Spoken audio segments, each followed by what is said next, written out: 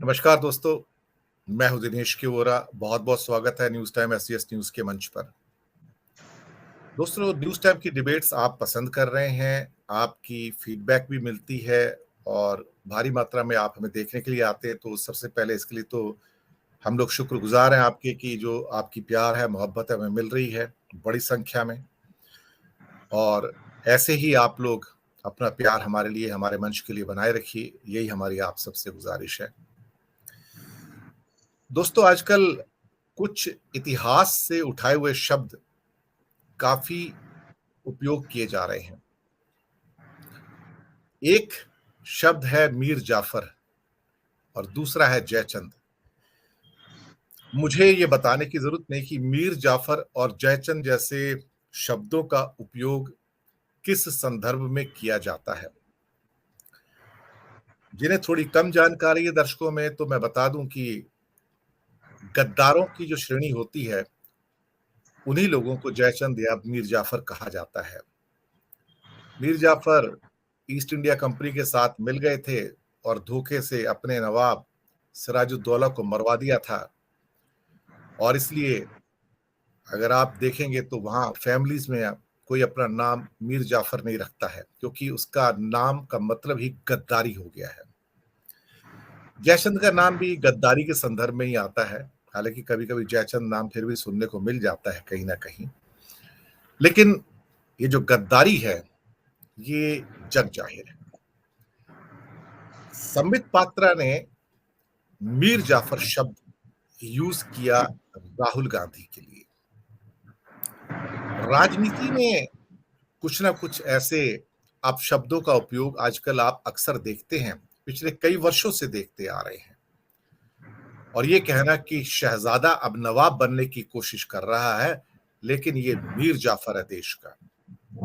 मुझे लगता है कि ये कमेंट ही अपने आप में it was in the bad taste actually. उसका एक बहुत बड़ा कारण है कि भारतीय जनता पार्टी के जो नेता हैं, उनकी जुबान अब कुछ इतनी ज्यादा फिसल जाती है, या ये कहा जाए कि एक प्लान के अंतर्गत सब कुछ कहा जाता है। और इसे कहीं से भी संसदीय या सभ्य भाषा तो नहीं कहा जा सकता, लेकिन हाँ, एक दादागिरी और तानाशाही की बदबू जरूर आती है कि हमें तो ये कहना है और हम कहेंगे, तुम्हें जो करना है कर लो। वो भारतीय जनता पार्टी की संस्कृति में है, एक्चुअली आरएसएस की संस्कृति में है। क्योंकि वहां पर जिस किस्म के जो कृत्य हैं, जो भाषण दिए जाते हैं, वो अपने आप में ही घृणा और नफरत फैलाने वाले हैं। उसके बाद भारतीय जनता पार्टी और आरएसएस के लोगों के लिए जयचंद शब्द का उपयोग किया जयराम रमेश ने, कि इन्होंने आजादी से पहले किस ढंग से हिंदू महासभा और आरएसएस किस ढंग का इन्होंने धोखा दिया था, और कैसे महात्मा गांधी के साथ नहीं थे और ब्रिटिश के साथ एक तरह से देश के खिलाफ काम करते थे, देश की आजादी के खिलाफ काम करते थे।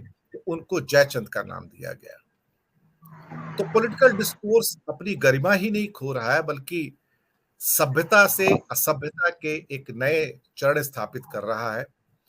दुख तो होता है कि ये वो लोग हैं जो संसद में बैठते हैं और जिनसे उम्मीद की जाती है कि वो देश के सामने एक अच्छा उदाहरण रखेंगे, लेकिन अब जो भाषा उपयोग में लाई जा रही है, वो गली मोहल्ले के दादाओं की भाषा है, जो कि इस किस्म की एक गलीज टाइप की भाषाओं का उपयोग करते हैं, शब्दों का उपयोग करते हैं।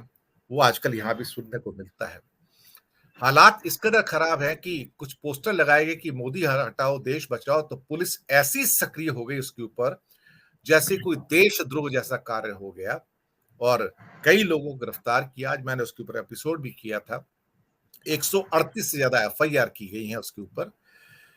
अब देश हटाओ, मोदी हटाओ, देश बचाओ, ये तो पॉलिटिकल नारा है, इसका तो कोई तात्पर्य ही नहीं है, इसका कोई मतलब ही नहीं निकलता। ये तो वही हो गया, ममता हटाओ बंगाल बचाओ, नीतीश हटाओ बिहार बचाओ।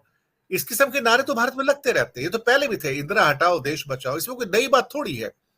लेकिन अब एक नई किस्म की संवेदनशीलता है, टच मी नॉट, कि मुझे छूने की कोशिश मत करना। ये नई मदर ऑफ डेमोक्रेसी है, ये मोदी जी की मदर ऑफ डेमोक्रेसी है कि मुझे छूने की कोशिश मत करना, ना मेरा नाम लेना। तो मीर जाफर, जयचंद, धोखाधड़ी, गद्दारी, ये भारतीय राजनीति के नए पर्याय हैं। और हाँ, वैसे कुछ और चीजें भी इसमें जुड़ गई हैं, कुछ नए ठग भी शामिल हो गए हैं इसके अंदर। उन ठगों में एक किरण पटेल भी हैं, हितेश पांड्या भी हैं और एक जय सुतापरा भी है। इन्हें दो को तो छोड़ दिया गया है, लेकिन उनके लिए किसी ने माफी नहीं मांगी। तो जेड क्लास के आजकल ठग्स भी आ गए हैं। तो अब सिर्फ गद्दार ही नहीं है, अब ठग भी आ गए यहाँ पर, और ना जाने और किस्म के कई मक्कार और जाने कौन कौन आ गए हैं। इसी विषय पर बात करने के लिए कि हमारा पॉलिटिकल डिस्कोर्स कहाँ जा रहा है, हमारे साथ एक विद्वान पैनल मौजूद है। मैं उनका परिचय करवा देता हूं, हालांकि वो किसी परिचय के मोहताज नहीं है। सोशल मीडिया के और न्यूज मीडिया के एक जाने पहचाने चेहरे हैं। सभी वरिष्ठ राजनीतिक विश्लेषक हैं और पत्रकार हैं। डॉक्टर अनिल जैन जी, जय हिंद, स्वागत है आपका। गिरीश जोशी जी गुजरात से, स्वागत है आपका। मरीन लाइंस के एडिटर भी हैं। और प्रदीप चौहान जी खबर हाट हिमाचल प्रदेश से, जो उसकी चीफ एडिटर हैं, आपका भी बहुत बहुत स्वागत है। पहले अनिल जी आपके पास ही आता हूं। अब आजकल तो मीर जाफर, जयचंद और कुछ नए किस्म के ठग भारतीय राजनीति में प्रचुर मात्रा में मिलने शुरू हो गए हैं। यह राजनीति का नया रंग है, नया स्वरूप है। गली मोहल्ले की जैसे गुंडागर्दी, तानाशाही, दादागिरी होती है, अब पॉलिटिकल डिस्कोर्स में है। संसद चलती नहीं है, चले तो हिंदू अपीजमेंट के नाम पर उगाड़ी की छुट्टी दे दी जाती, जो पहले कभी होती नहीं थी।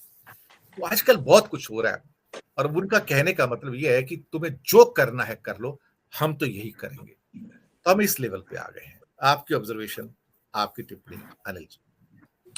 दिनेश जी, आप ठीक कह रहे हैं कि हम पिछले सभी के सभी वरिष्ठ लोग हैं यहाँ पैनलिस्ट, और काफी अरसे से हम लोगों ने देश की राजनीति को देखा है।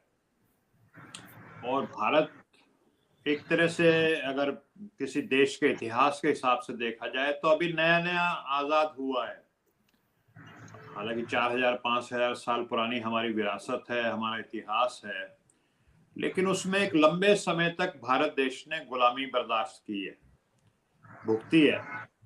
और इसमें कोई शक नहीं कि इस देश में जो मीर जाफर थे या उससे पहले जयचंद थे, इस तरह के लोगों का एक बहुत बड़ा योगदान रहा भारत को गुलाम बनाने में।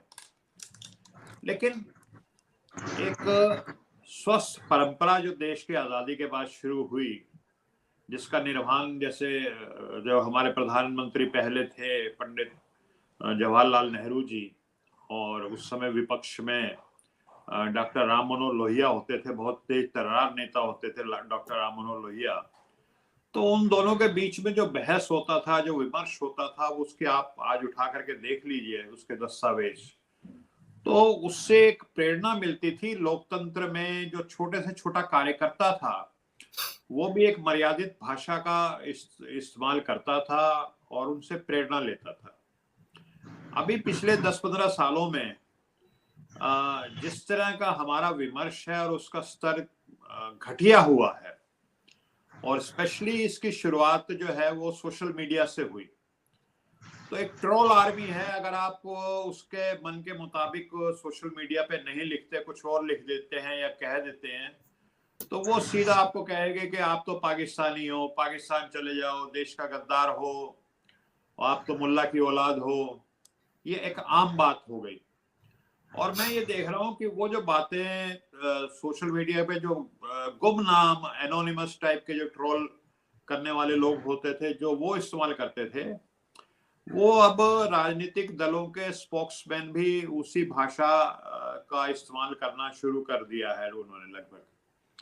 तो ये कुल मिलाकर के वो लोग जो चाहते हैं इस देश में लोकतंत्र बना रहे, और जो लोकतंत्र में जो सबसे महत्वपूर्ण जो बात होती है वो होता है विमर्श। हर मुद्दों पे बहस हो, और मर्यादित बहस हो, अलग अलग पहलू सामने आए। और लोकतंत्र का मतलब मेजोरिटेरियनिज्म भी नहीं होता कि भाई जो बहुसंख्यक है उनकी दादागिरी चलेगी या उनकी तानाशाही चलेगी। लोकतंत्र में कोशिश ये की जाती है कि आम सहमति बनाने की कोशिश हो, आम सहमति से निर्णय लिए जाए, और कभी कभार अपवाद स्वरूप निर्णय अगर नहीं हो पा रहे, आम सहमति नहीं बन रही, तो चलो उसका फिर वो मेजोरिटी के हिसाब से उसका निर्णय लिया जाए।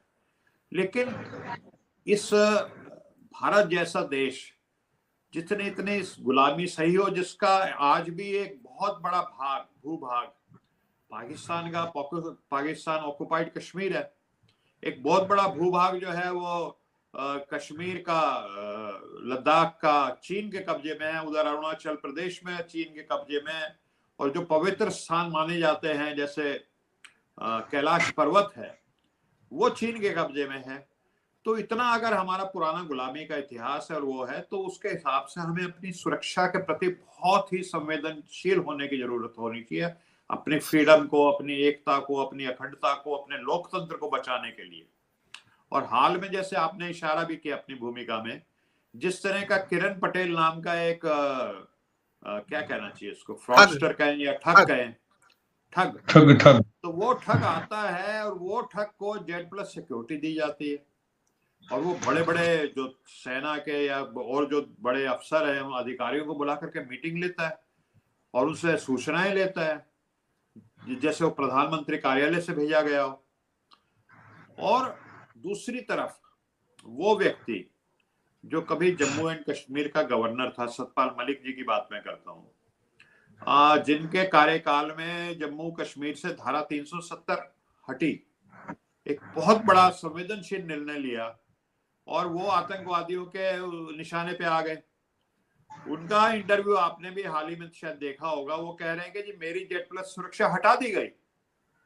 तो आप फ्रॉड को तो Z+ सुरक्षा दे रहे हैं, और जो व्यक्ति अपनी जान की बाजी लगा करके वहां पे काम किया जिसने देश के लिए, उसकी आपने Z+ सुरक्षा हटा दी। वो कहता है मेरे पास सिर्फ एक PSO है, और वो भी होली की छुट्टी पे गया था, होली के बाद आया नहीं मेरे पास अब तक, ये कह रहे हैं।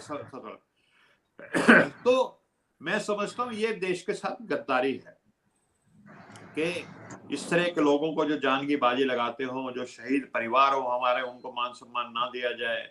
जो हमारा पंजाब में जिसमें जिस तरह की जो अलगाववादी शक्तियां अपना सर उठा रही हैं और जिस तरह का वो मूवमेंट चल रहा है, जो उनको शय देते हैं या उनके साथ ढील भी बरतना, मैं समझता हूँ कि वो लोग जयचंद है, वो लोग मीर जाफर है, जो इस तरह की शक्तियों को हवा देते हैं या उनके साथ ढील बरतते हैं। तो हमारे जैसे देश को, अब जापान है कभी गुलाम नहीं रहा, सेकेंड वर्ल्ड वॉर में हार भी गया, उसके बाद भी गुलाम नहीं रहा, इवन अफगानिस्तान कभी गुलाम नहीं रहा, इंग्लैंड जो है जर्मनी सेकेंड वर्ल्ड वॉर हारने के बाद भी गुलाम नहीं बना सका, उसको किसी की हिम्मत नहीं थी कि जर्मनी को गुलाम बना देते। तो ऐसे देशों में जहां कभी गुलामी की परंपरा नहीं रही, वो अपनी सुरक्षा के साथ ढील बरत सकते हैं, रिलैक्सेशन करते हैं। लेकिन भारत जैसे देश को और कौन जयचंद है, कौन मीर जाफर है, इसको देखना, इसके इन शब्दों को लूजली इस्तेमाल नहीं करना चाहिए। जी दिनेश।